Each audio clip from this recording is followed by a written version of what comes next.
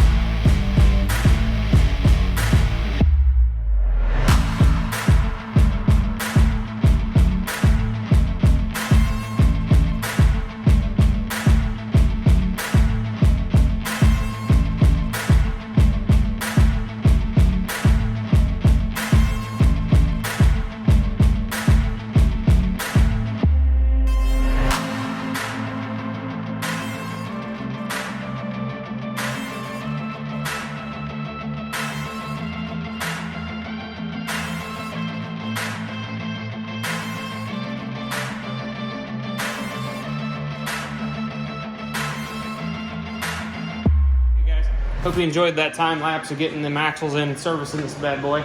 That's all done. Now we're going on to the plow.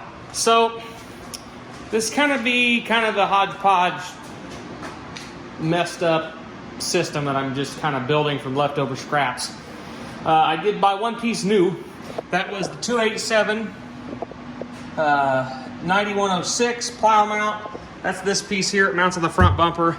That allows this series to bolt to it.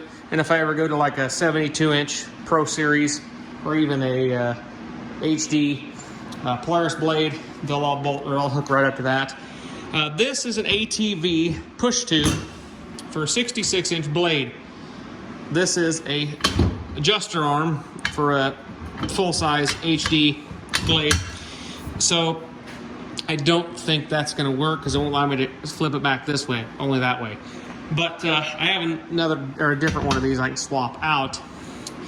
But I don't have any pins for right here, so I'm just going to go ahead and use some of these bolts until I get some pins. Yeah, they're a little loose, but they'll work. They're 10.9s, they'll be plenty fine. The only thing with the ATV push tube in this, I have to cut these off because they do not fit with these on there. So I'm going to go ahead and just cut them off flat, or probably at a little bit of angle, cut them off on this one and these two and get rid of those with the grinder there. And yeah, we'll get that done. And we can start to mount that bracket. Okay, so I gave up and decided to install the bracket first. You gotta take these lower bolts out for your bumper. And these get replaced with different bolts. You don't really need to save them. I will go grab the plate and some bolts and a brace. I'm gonna take our bracket here. These are the new bolts that go up under the bottom. As you can see, they're slightly longer. I see a lot of people bolt these this way, down instead of up. Bolt them up, save you some ground clearance. Putting the top ones in first. Okay, so I'm gonna go out on the end and say, well, that one's bent. But that this bumper is a little messed up. Yeah. Go ahead, watch my big head in the way. Never expect these things to fit. 100% good if your machine has been drove more than 3 times. Just kidding.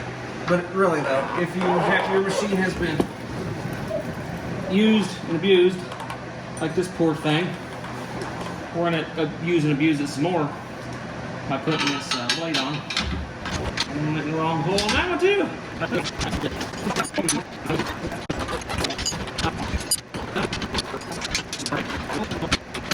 Okay, this thing's gonna do a lot of moving.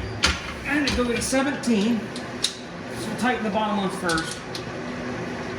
But this whole bumper is gonna do a lot of moving now. Fun fact, I don't think all my clunk was coming from my axles.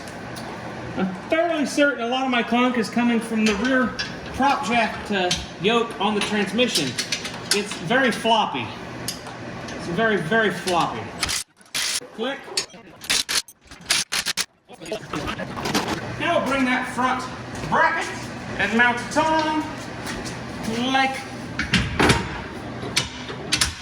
I said.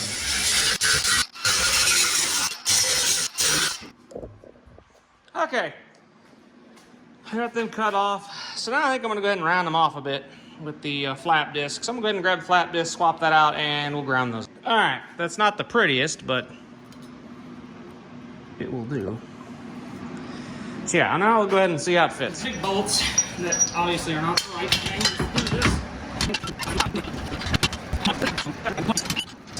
Pretty much sucks right up to the top of the frame, so. I'm gonna go ahead and grab the snow blade off of the other piece after I tighten those 2 bolts up as tight as they'll go. So yeah, I'll do that and we'll get back with you in a second. All right, so I went ahead and just put it on there. Something's a little bent. I don't know what it is. I don't know if it's my bracket.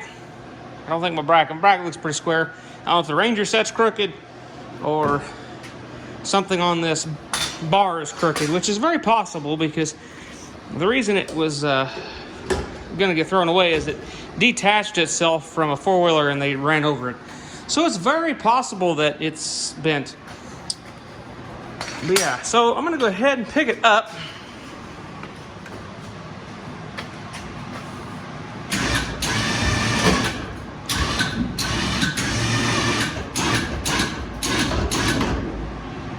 All right, so there's what it looks like up. Not too bad. The 66, surprisingly, fits the machine pretty well. And I think it'll work pretty good. So let's drop it down. The good news is I should be able to, if it is bent, I should be able to set something on the deal and bend it back. Okay, when it's not curved, or when it's, yeah, it's not tilted, it sets flat. So, okay, that's good. All right. That'll work. That'll work just fine.